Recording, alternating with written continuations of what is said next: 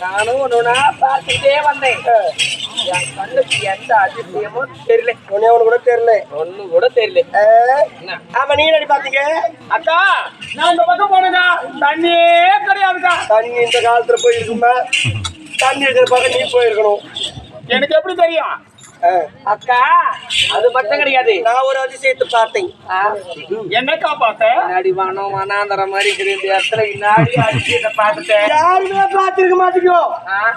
அப்பேற்பட்ட அதிசயத்தை பார்த்துட்டேன். எந்த மொழியில எங்க தெரிஞ்சு எங்களுக்கே தெரியலையே. அடியே கண்ணெதிரவே இது பார்க்காத கருணி. என்னடி சொல்ற? கண்ணெதிரவே இது பார்க்காத கருணி. கண்ணெதிர்க்கவே இருக்குது அந்த அதிசயம். நாங்க பார்க்காத இருக்கிறோம். ஆமா, எங்க வாய் மரத்துல வாய் இப்ப நான் ஒண்ணு கோல கூட வைக்கிறேடியா? போய் பார்த்துட்டு வாடி. பேசாக்குது சொல்றேன். வாயக்கா பேசு பேசாக்குதியம்மா. வாய மரத்துல வாயக்கா வைக்காத, தெனங்காய வைக்கும். வாயம் பழிக்காது. சரி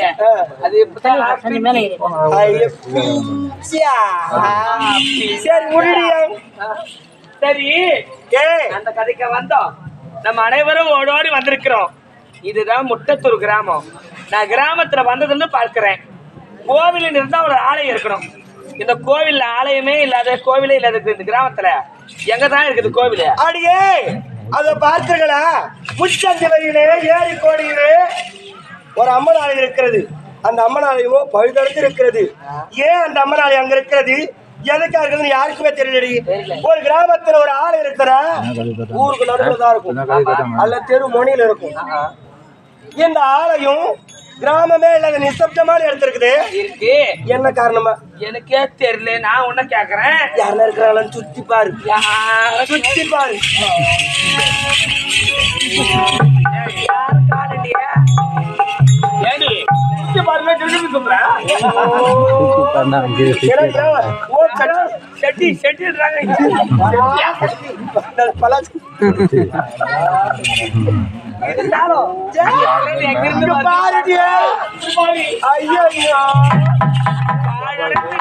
கோவில் இருந்துதான் அந்த சத்தமே வந்தடி.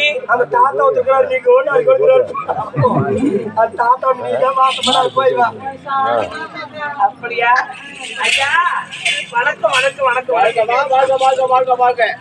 ஆமா, தாத்தா வணக்கம் தாத்தா. பேட்டி நல்லா இருக்கியா? தாத்தா வணக்கம் தாத்தா. வணக்கம் தாத்தா. சிரஞ்சீவியாக வாழ வேண்டும் அனைவருமே. ஆமா தாத்தா, நீங்க இதே ஊரா? இதே ஊர் தான்ப்பா. அப்படியா? பூசாரி பொன்னம்பலம் அம்மனுக்கு. பூசாரி பொன்னம்பலமா? பொன்னம்பலமா? அப்படியா? ஆமா. என்னப்பா சிரிக்கிறீங்க தாத்தா? பேர சொன்னா கூட சிரிக்கிறீங்க. ஏன்னா நாங்க இங்க இருக்கிறவங்கள பாத்துக்கல தாத்தா. அப்படியா? ஏன்னா நாங்க வெளியில படிக்கிறோம் இல்லையா, விடுமுறை பள்ளி விடுமுறை நாள்ல கிராமத்துல சுத்தி பார்க்கலான்னு வந்தோம். அப்படி வரும் சமயத்திலே ஏரி கோடியில ஒரு அம்மன் இருக்குது. அந்த அம்மன் ஏரி கோடியில் இருக்குது. ஒரு ஆலயம் இருந்தா கிராமத்துல தான் இருக்கிறோம். ஏன் இருக்கிறாங்க கோயில் கட்டி அந்த மாதிரி சக்தி இல்லையா? உள்ள சேலை இல்ல இருக்கு, அனைத்தும் இருக்கு. அப்படியா? கதையா ஒரு சோக கதை, தெய்வத்தை கதை சோக கதையா? ஆமாமா தாத்தா. இப்படி முன்னவாங்க ஒரு தெய்வ கதை சோக கதை எனக்கு ஒண்ணு புரியல. இவன் கதை எப்படி தெரியுமா? கேட்க கூடாத பலியை கேட்டு விட்டான், கூட வரதை கொடுத்து விட்டான். ஒரு நாளிலே கேட்க கூடாத வழியை கேட்கதினால் கொடுக்க கூடாத வரத்தை கொடுத்தார். யார்? தெய்வம். ஆமா, தெய்வம் கொடியவனுக்கு அப்படி செய்து விட்டார். தெய்வம் எப்பவுமே ஒரு குழந்தைக்கு போய் கேட்குறா, அது செய்யறதுதான் தெய்வத்தினுடைய கடமை. அதுலயே தப்பு சொல்றீங்க. அது நல்ல விஷயம் தானே. இது கூட தெரியாது. அன்று கொன்றால் தெய்வம் நின்று கொள்ளும் ஒரு பழமொழி. அப்படியே தெய்வத்துக்கே சோகம் வரலாமா? கேட்டுட்டாலே அப்படிப்பட்ட பலியை கேட்டாவா? மானிடாக பிறந்தவன் அந்த பலியை கொடுக்க மாட்டான் என்ற ஒரு நம்பிக்கையில கொடுத்து விட்டான், கேட்டு விட்டான். சரி, அவன் கேட்டு விட்டான், பதிலுக்கு அவன் கொடுத்து விட்டான், அவனும் கொடுத்து விட்டான். ஆமா, இந்த அம்மா யார்? இவங்க முட்டத்தூர்ல செல்லி அம்மா. 7 கன்னி மல்ல மூத்த கன்னி இவரா? 7 கன்னில மூத்த கன்னி செல்லி. ஆமா, இந்த அம்மா ஒரு மாதிரி அடிமைப்பட்டிருக்கிறாங்க. உண்மைதான் தாத்தா. தெய்வத்தையே அடிமைப்பட்டிருக்கானா? இந்த இந்த கதை ஆரம்பமே இப்படி இருக்கு. முடிவு வரைக்கும் நான் கேட்கறேன். சொல்லுங்க தாத்தா. கதையை நான் சொல்லிக் கொண்டே போறேன். இப்படியாக ஒரு நேரத்தில் அன்று ஒரு நாள் கைலாயம்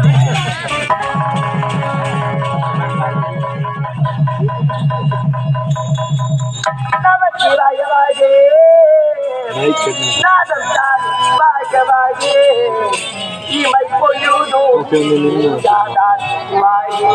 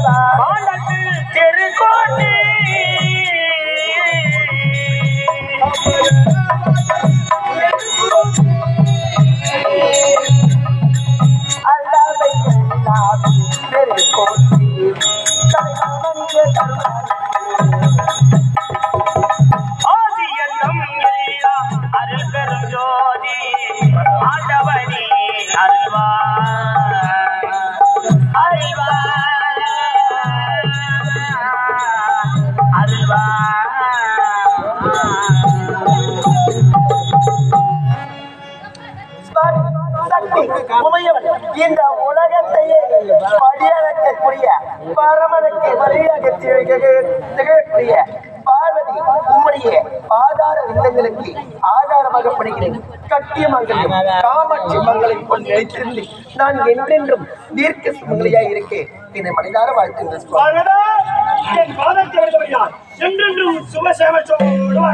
அப்படியா சுவாமி? இப்போது நீங்கள் அப்படியா? கல்லுக்குள் இருக்கும் கேரைக்கும் கருவுக்குள் இருக்கும் சிசுவிற்கும் படியடைந்து விட்டு வருகிறேன் என்று உரைக்கிறீர்கள். அப்படிப்பது இன்று சற்று உங்களிடம் நான் விளையாடப் போகிறேன். என்னிடமே விளையாட்டா? வேண்டாம், விளையாட்டு விவாதத்தில் சென்று முடிந்துவிடும். சுவாமி, பாமரை மக்களை சோதனைக்கு உள்ளாக்குவதும் தாங்கள். அப்படிப்பது உலகையே படியாக்கக்கூடிய பரமனிடம் இன்று விளையாட்டு என்ன விளையாட்டு தெரியுமா? நீங்கள் படியாளத்தை செல்வதற்கு முன்பதாகவே ஒரு பேய் என்று சொல்லக்கூடிய ஒரு பெட்டினுள் ஒரு உயிருள்ள ஜீவனை அழைத்து என்னுடைய கரத்தில் வைத்துக் கொண்டிருக்கின்றேன். என் கரத்தில் இருக்கும் அந்த ஜீவனுக்கு உங்களால் படியளந்திருக்கவே முடியாது என்பதே என்னுடைய கருத்து. பார்வதா, நான் படியளக்க செல்லும் முன்பதாக வேலை என்று சொல்லக்கூடிய சிறிய பெட்டி அஜீவனுக்கு நான் படியளந்திருக்கிறேனா என்பது உன் சந்தேகம். வேண்டாம் பார்வதா, கல்லினுள் இருக்கும் தேரைக்கும் கருவுக்குள் இருக்கும் சிசுவுக்கும் படியளக்கும் பரமன்னா.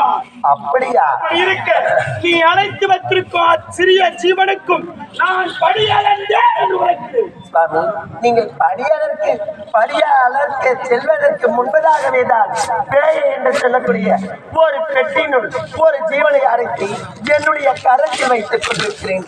அப்போது என் கரத்தில் இருக்கும் அந்த ஜீவனுக்கு உங்களால் எப்படி படியளக்க முடியும்? பார்வதா, நீ ஆடுகிறவள், உன்னை ஆட்டி வைக்கிறவள் நான்.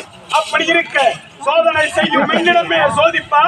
வேலையினை திறந்து பார்த்தால் தெரியும் அல்லவா நான் படியளந்தேனா இல்லையா என்பது. நீ வேலையினை திறந்து பார், நிச்சயம் தெரியும். அப்படியா சுவாமி? இப்போது அந்த பேய் என்று சொல்லக்கூடிய பெட்டியை திறக்கப் போகிறேன். அவமானப்படப் போகிறீர்கள் நீங்கள் தான். அவமானம் யாருக்கு? வேலையினை திறந்து பார்த்த பிறகு தெரியும் அல்லவா. வேலையினை திறந்து பார். படியளக்கக்கூடிய பரமன் அவமானப்படப் போகிறார்.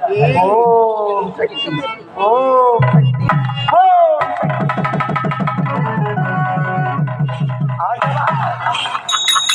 என்ன இது ஆச்சரியம்! சுவாமி, அறியாமையால் தவறு செய்திருக்கேன். பெண் புத்தி என்பதற்கு இலக்கணம் கண்டுவிட்டேன். கல்லுக்குள் இருக்கும் கேரக்கும் கருவுக்குள் இருக்கும் சிசுவுக்கும் படியாளக்கூடிய பரமன்